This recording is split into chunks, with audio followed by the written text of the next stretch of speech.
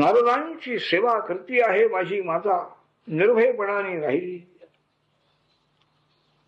ऋषी सेवा करीत असताना तिला नारदाने उपदेश केला. मलाच उपदेश केलेला आहे, पण तिच्या माध्यमातून दया त्यांना उत्पन्न झाली. हा जीवात्मा, ही स्त्री आज माझ्या सान्निध्यामध्ये आलेली आहे, यांचं हित यांना समजावून सांगितलं पाहिजे, हे या अज्ञान बंधनातून मुक्त झाले. नारदांनी मला आत्मानात्म विवेक शिकवला म्हणाले. आत्मा नित्य आहे, अविनाशी आहे, शुद्ध आहे, स्वयंप्रकाश आहे. आणि बाकी सगळे शरीराधिक जे सगळे ही पदार्थ आहेत ते विनाशी आहे. वृद्धिक्षय त्यांना आहे. शरीर पुष्ट होतो, शरीर कृश होतं, हे सगळे विकार या शरीराधिकांचे. आत्म्याला काही संबंध. जागृती, स्वप्न, सुषुप्ती या अवस्था, ह्या अवस्थेतून जावं लागतं या जीवान.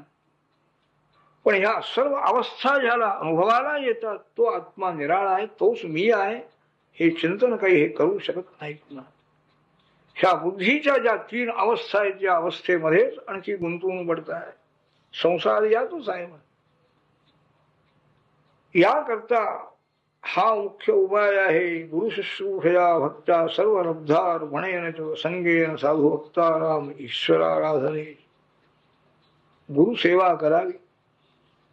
जे काही आपल्याला मिळालेलं आहे ते सर्व ईश्वराला अर्पण करावं. श्रेष्ठ भगवत भक्तांची संगती करावी.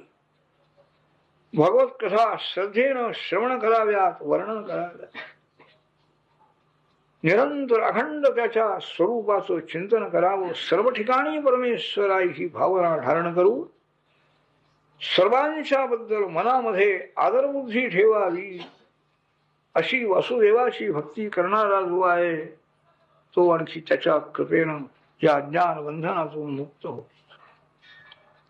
अंतःकरणामध्ये ती भक्ती जशी जशी वाढत जाईल, देहभान नाहीस होत आहे, नेत्रातून प्रेमाश्रू वाहत आहे.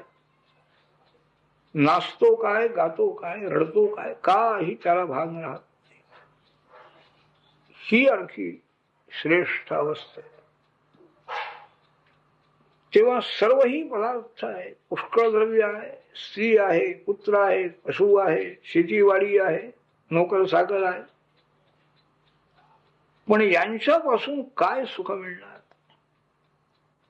फाशी देण्याकरता मनुष्याला न्यायाला लागलेले आहे, त्याच्या पुढं सगळं आहे. काय तुला खायचं खाऊन घे, काय आणखी पाहिजे ते घे, काय त्याला त्यात आनंद वाटणार आहे, हे मी जाणार आहे. ही वृत्ती मनामध्ये असल्यानंतर त्या बाहेरच्या कितीही सुखाची साधन असली तरी तिकडं लक्ष जात नाही.